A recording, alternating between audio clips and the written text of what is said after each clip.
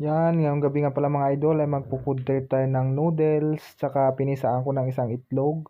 Yan yung rice ko mga idol. Siyempre meron akong chili garlic oil.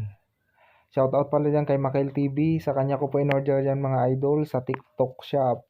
Available din yan sa Shopee mga idol.